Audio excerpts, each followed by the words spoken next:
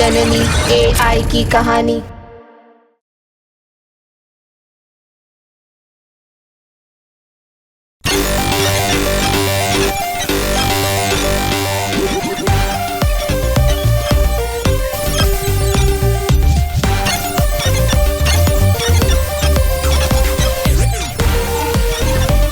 हो गया, सारे नोट्स बन गए।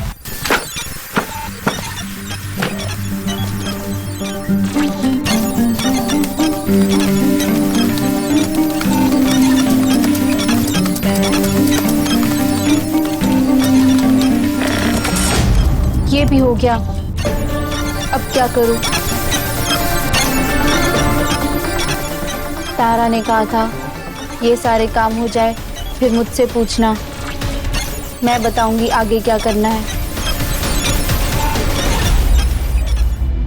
ये ऋतिक अभी तक आया क्यों नहीं? वहां बालकनी में जाकर देखती हूँ।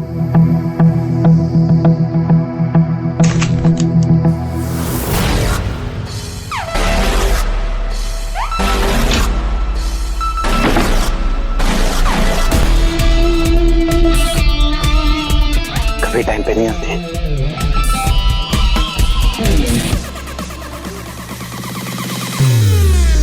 बोलो। तुम बोलो। तुमने मुझे यहाँ बुलाया है, अब बोलो क्या बोलना है। मैं तुम्हें क्यों यहाँ बुलाऊंगी? अरे तुमने मुझे कॉल किया कि मुझे तुमसे बात करनी है, जल्दी आओ मुझसे मिलो। अब ये सब खैर छोड़ो, I am just fed up. Just tell me one thing कि तुम्हें मुझसे बात करनी है या नहीं। अब अगर कोई नेक्स्ट टाइम ऐसे सवाल पूछे तो उन्हें अच्छे से सुना देना। मैं तुमसे क्यों बात करूंगी? नशा करके आए हो क्या? तुम्हारे अंदर दिमाग नाम की चीज है कि नहीं है? है, तुमसे ज्यादा दिमाग है। ओह आई डोंट थिंक सो। पागल पागल हो गई हो तुम। मैं कभी पागल हो ही नहीं सकती, तुम पागल हो। कैसे जोक कर रही हो तारा? ऐसे घटिया जोक तुम जैसे जोकर ही कर सकते हो। क्या मैं बोलना चाह रहा हूँ? अच्छा मैं जोक करूँ तो वो घटिया, और तुम्हारे बहुत अच्छे जोक। किसी भी अनजान लड़के से पहली बार मिलो और शादी के लिए हाँ कर दो, है ना? कहते हैं शुभ काम में देरी नहीं करती। शुभ काम? ये शुभ काम तुम किसी के साथ भी कर लोगी? अच्छा ठीक है, मैं तुम्हें बोलता हूँ कि तुम मुझसे शादी कर लो, तो क्या बोलोगी? मैं बोलूंगी कि मैं सोच कर बताऊंगी। ऐसी हर कोई सड़क छाप जंगली लड़के को हाँ कहते नहीं फिरती मैं। सड़क छाप जंगली, हाँ आई नो। लगता है तुम्हें दवाई का असर कुछ ज्यादा ही हो गया है। जो भी हो रहा हो, मुझे तुमसे बात नहीं करनी है तारा। तो मत करो।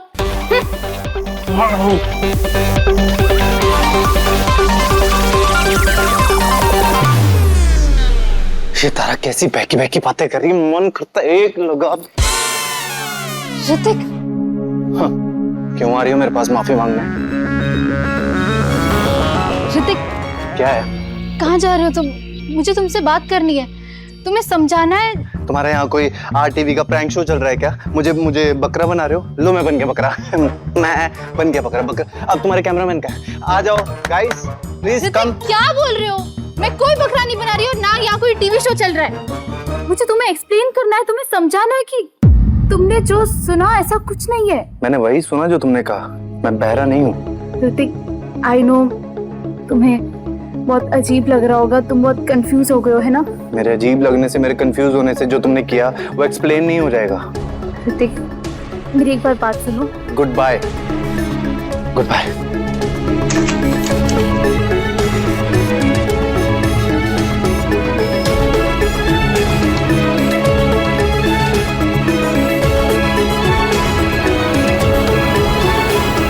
विष्णु सर, अगर सर यहाँ से कोई रोबोट बना के लेके गए तो रोबोट के पैरों के निशान तो ऐसे नहीं होंगे।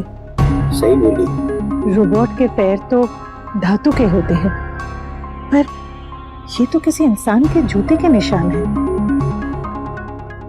सर लैब में अकेले गए, तो फिर सर के साथ लैब से कौन निकला? ये दूसरा कौन है? विष्णु सर, वो वीडियो एक बार दोबारा दिखाइए। वो हम आपकी टैब में भेज दी थी। हाँ? देखिए।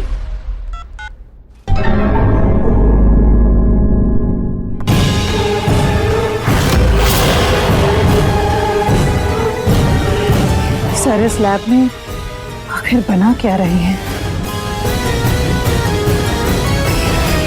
लगता है फिर से तारा सितारा वाला चक्कर हुआ होगा। पक्का सितारा ने ऋतिक को कुछ उटपटांग कहा होगा, पूछना पड़ेगा। पता नहीं ऐसा भी क्या कह दिया जिससे ऋतिक को इतना गुस्सा आ गया।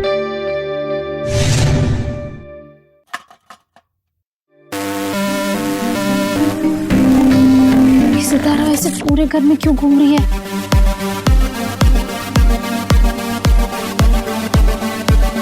तारा, वो मुझे तुमसे कुछ बात करनी थी। आई नो मैं तुम्हें फोर्स करना नहीं चाहता, तुम्हें देखते ही एक अलग सा कनेक्शन फील हुआ तो मैंने अपने दिल की बात कह दी। पर मुझे भी पता है तुम्हें थोड़ा टाइम चाहिए सोचने के लिए। कोई नहीं, टाइम ले लो।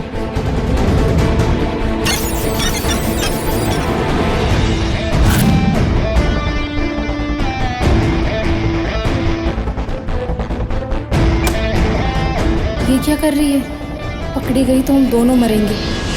मैंने ये रेसिपी बनाई है, टेस्ट करके बताना कैसा है। पॉली दी, मुझे ना जवानी में नहीं मरना, रहने दे। हाँ तो फिर कौन करेगा ये टेस्ट? तू ही करेगी ना, करना एक बार करना। Poly the, please. बलि की बकरी, इसे ऋतिक और अभय दोनों चाहिए ना? हाँ इसे टेस्ट करवाते हैं। अभय चल।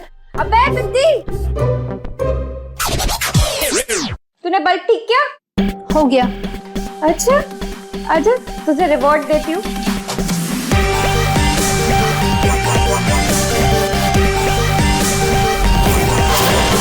तारा, ये देख मैंने ये सूप बनाया, तू पी के बताना कैसा है। तो तुम सोचकर बताओगी? ये तेरी पॉली दी ने तेरे लिए बनाया। ले।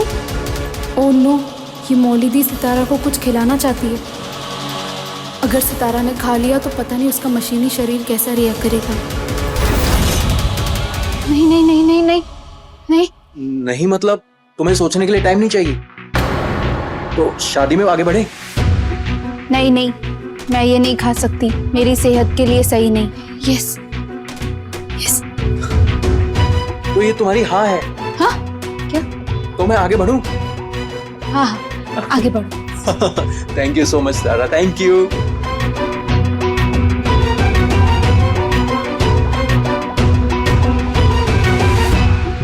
ये कहाँ आगे बढ़ने की बात कर रहा था? मेरा ध्यान तो सितारा पर था।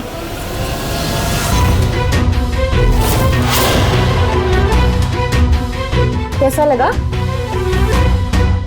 खिला दिया, अब क्या करूं? मैं तो उसके पास जा भी नहीं सकती।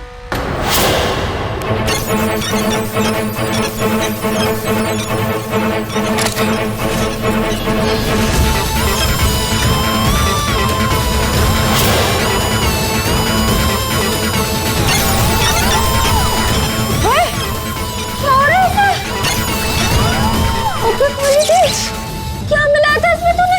तेरी डिश ने फिर से मिक्स कर दिया। शायद मिर्ची ज्यादा पड़ गई क्या?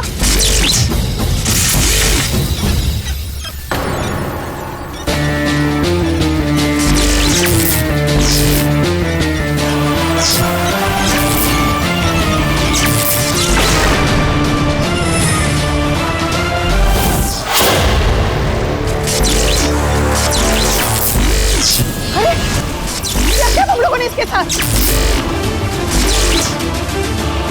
कितनी बार कहा है इसे परेशान मत किया करो, उसकी तबीयत ठीक नहीं है। बात समझ में नहीं आती तुम लोग को। अब जाओ यहाँ से, जाओ जाओ। सितारा चल, रूम में चल।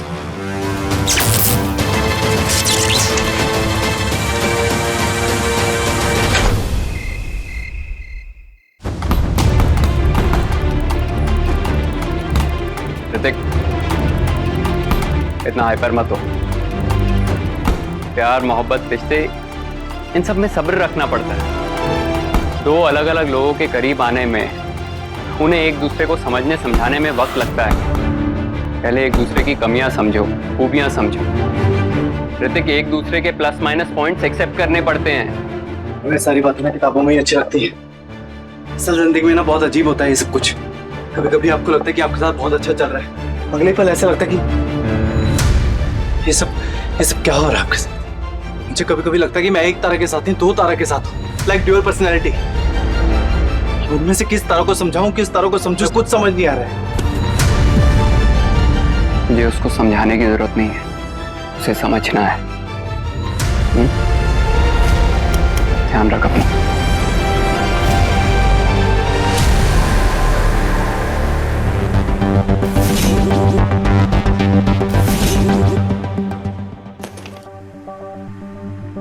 सितारा सर नीचे।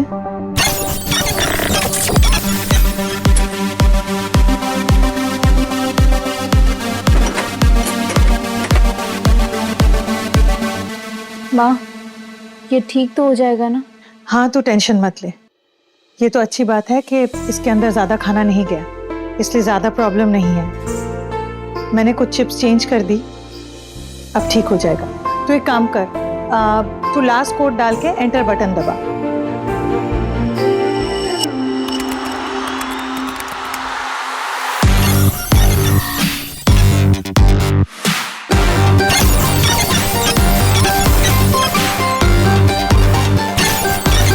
ओके जननी। वाह, ये तो ठीक हो गई।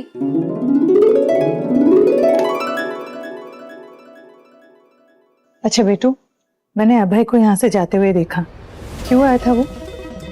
पता नहीं माँ, लाइफ में कुछ मूव ऑन होने की बात कर रहा था। मैंने ध्यान से सुना नहीं, मेरा ध्यान सितारा पर था। पर तूने उसे साफ साफ कह दिया ना कि तू ये सब शादी वादी में इंटरेस्टेड नहीं है। मुझे समझदार तो लगता है कि समझ जाएगा। पता है माँ, पर कभी कभी कुछ लोग वही समझते हैं जो वो समझना चाहते हैं। माँ, काश कि अभय को ये ना लगे कि मेरे कहने का मतलब कुछ और था। देख बेटू, अगर सच में वो अच्छा लड़का है तो तेरी बात का मान रखेगा, तेरी मर्यादा को समझेगा। और मुझे लगता है कि भले ही समय लगे ठीक है, लेकिन कोई गलत समझे इससे अच्छा है कि जो सच है साफ साफ बोल दो।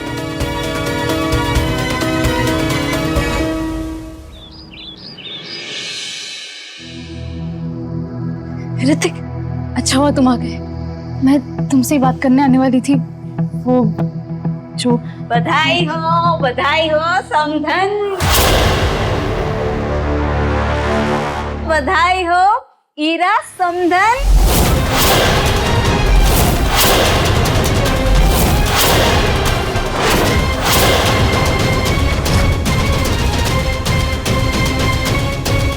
दीदी, चलो।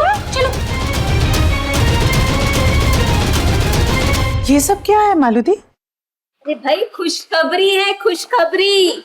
हम परीक्षा करने आए हैं।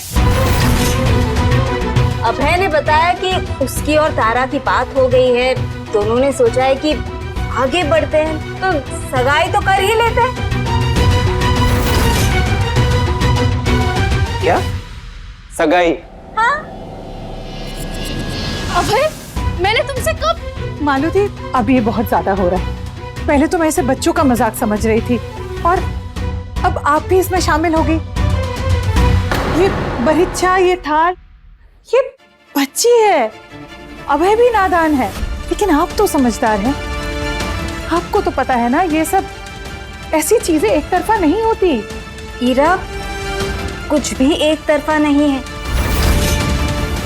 तारा ने खुद कहा है हाँ। अभय ने तो कहा भी कि थोड़ा सोच लेते हैं, एक दूसरे को जान लेते हैं, थोड़ा टाइम लेते हैं, लेकिन तारा ने हाँ कह दी।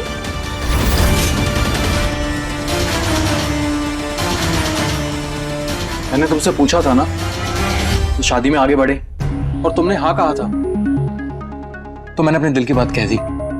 तो शादी में आगे बढ़े? हाँ, आगे बढ़ो। थैंक यू सो मच दादा, थैंक यू। मेरा ध्यान सितारा पर था, मैंने ऐसे बिना सोचे समझे उसे हाँ कैसे कर दी। माँ, अब क्या करे? एक काम करते हैं, मैं बाहर जाकर उसे सब साफ साफ बोल देती हूँ कि मुझे उसमें कोई इंटरेस्ट नहीं है, मेरा पीछा छोड़ दे। अरे अरे बिट्टू, ऐसा नहीं कर सकते, फिर उन्हें लगेगा कोई गड़बड़ है। कभी हाँ कहती है, कभी ना कहती है। ऋतिक के साथ भी गलतफहमी होगी, इन सबको शक हो जाएगा। इस मुसीबत से निकलने के लिए हमें हमें कुछ और सोचना पड़ेगा। कैसे माँ, कैसे बाहर निकले? मुझे अपने आप पर इतना गुस्सा आ रहा है ना, मैंने अभय को क्यों हाँ किया? तुमने अभय को हाँ नहीं कहा।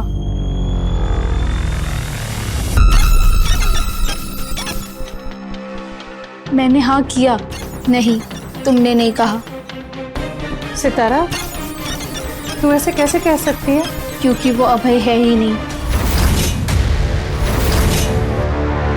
जब तारा ने मुझसे कहा था कि अगर तुमसे कोई ऐसे वाहियात सवाल करे तो तुम्हें उसका पूरा बैकग्राउंड चेक करना है, उसके बाद फैमिली एल्बम में मुझे ये तस्वीरें मिली।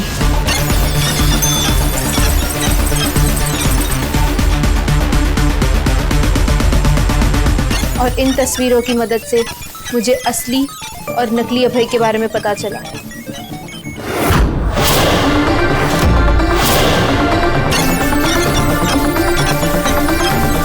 ये देखो, ये अभय की फोटो जब वो बच्चा था।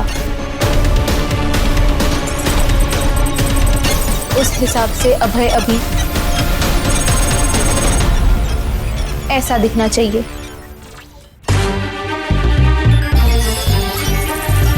ये दोनों अभय बिल्कुल अलग है, ये असली, ये नकली।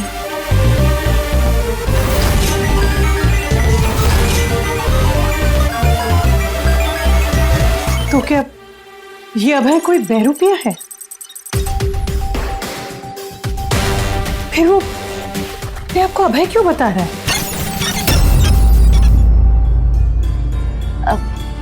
अभय बेटा, कहीं ऐसा तो नहीं कि तारा ने अपना इरादा ही बदल दिया हो? हाँ, शायद ऐसा ही है। चलो बेटा चलते हैं। हाँ,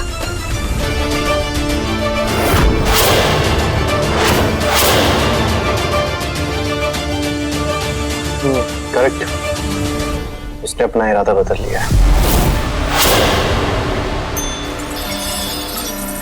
मैंने अभय का चेहरा ढूंढने की बहुत कोशिश की, उससे संपर्क करने की बहुत कोशिश की, उसकी असली पहचान पता करने में पूरा इंटरनेट छान लिया, पर उस चेहरे का परफेक्ट मैच कहीं नहीं मिला। और मिलेगा भी नहीं। मुझे तो लगता है ये अभय इंसान ही नहीं है।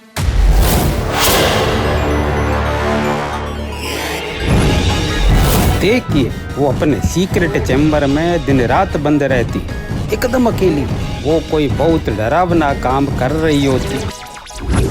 मुझे तो पहले ही शक हो गया था कि सर एक एआई रोबोट बनाने की कोशिश कर रहे हैं।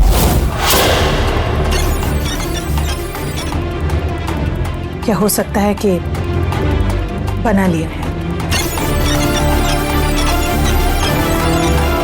आपका मतलब वो अभय रोबोट है? तो आपके सर ने इसे इतना जल्दी कैसे बना लिया? जननी ने उस रोबोट का बुनियादी काम कर लिया था। जब मैं उस रोबोट के अंदर गई तो उस रोबोट ने मेरे जैसे सेम कोड्स बना दिए होंगे, मतलब डुप्लीकेट कोड्स। हाँ, पीपी सर को तो उस रोबोट से सिर्फ वायरस ही निकालना था जो मैंने डाला था। पर अगर अभय रोबोट है तो आपके सर ने उसे यहाँ क्यों भेजा? मतलब साफ है बेटू, मतलब सर के दिमाग में जरूर कोई खतरनाक प्लान चल रहा होगा। पीपी सर हमेशा से चाहते थे कि एआई रोबोट की ताकत सिर्फ उन्हीं के पास हो, ताकि वो पूरी दुनिया को अपने कदमों में रख सके। पीपी सर ने अभय का रोबोट बना के यहाँ भेजा ताकि वो सितारा को नष्ट कर सके। और मुझे तो लगता है कि मालू दीदी को भी किसी ने ना डरा धमका के रखा है, इसीलिए वो ये सारा ड्रामा कर रही है।